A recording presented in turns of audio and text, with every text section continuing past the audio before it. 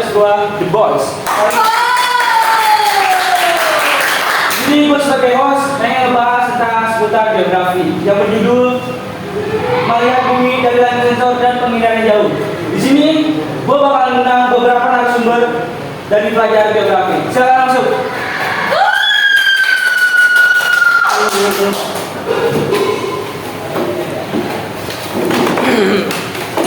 Kenalin, gue Alif dan gue lagi bersama.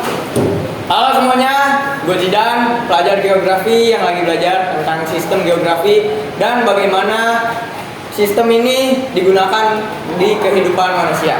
Oke, selanjutnya. Halo Sobat Geografi, perkenalkan nama gue Miko, gue seorang peneliti lingkungan.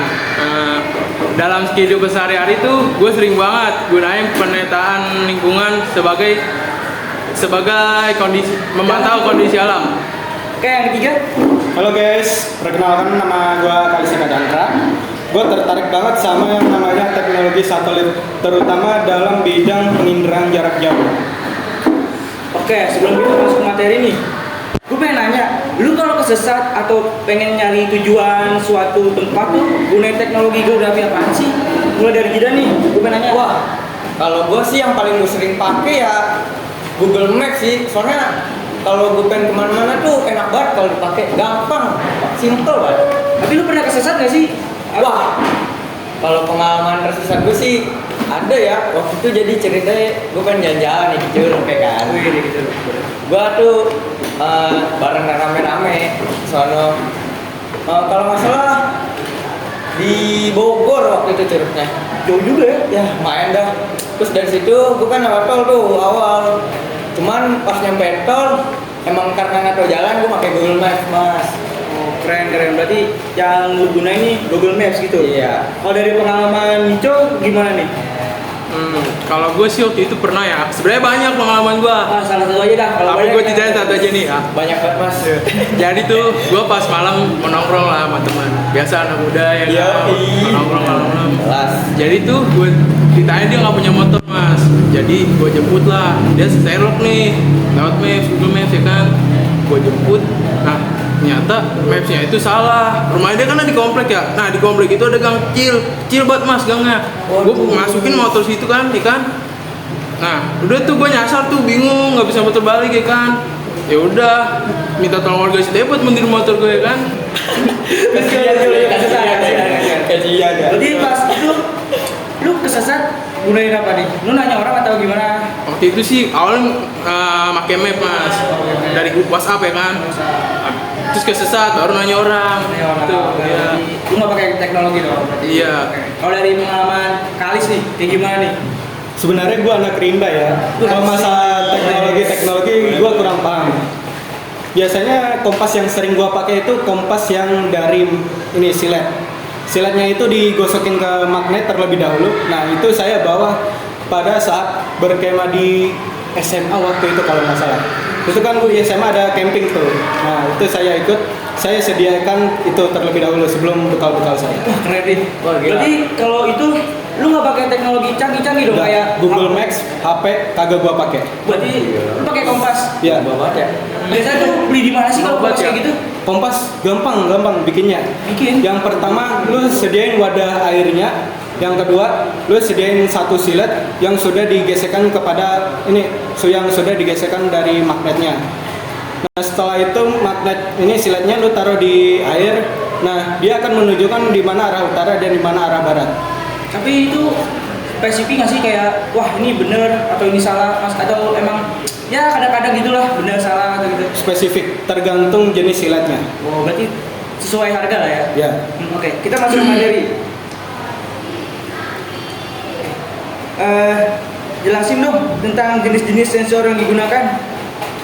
Apa, Miko? Tentu bisa mas.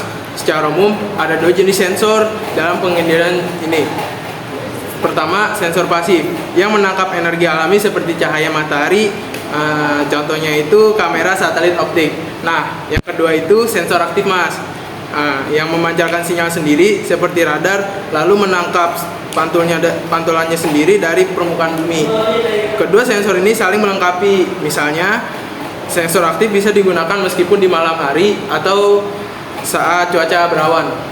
Oke, tadi gue lupa nih nanya apa tentang pengertiannya. Gue pengen nanya dulu dong ke Kalis. Pengertian penghinaan jauh itu apaan sih menurut lu gitu? Oke.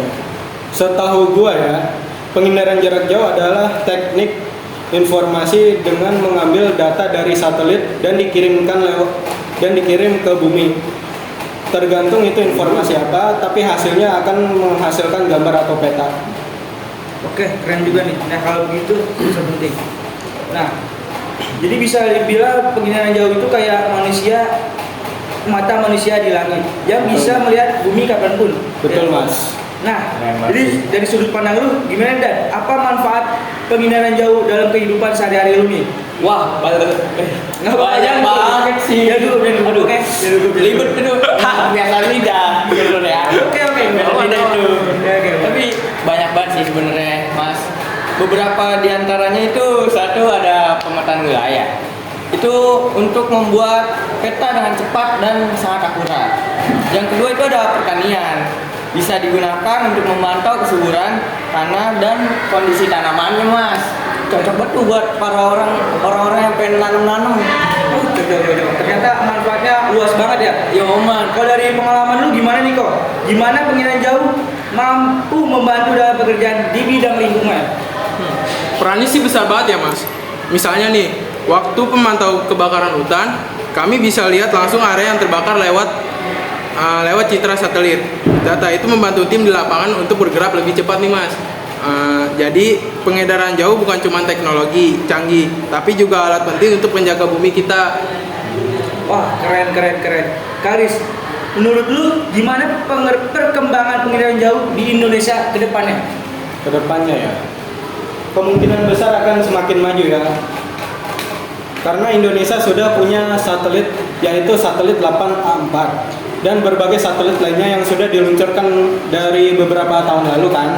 Nah, itu kemungkinan bisa dilanjutkan lagi dan dikembangkan lagi oleh anak-anak Indonesia ke depannya pada saat Indonesia Emas 2045.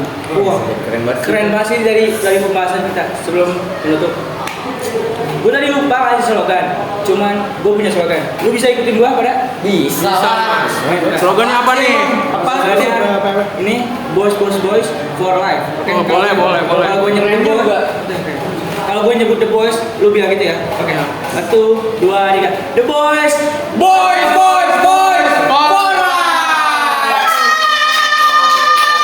Terima kasih.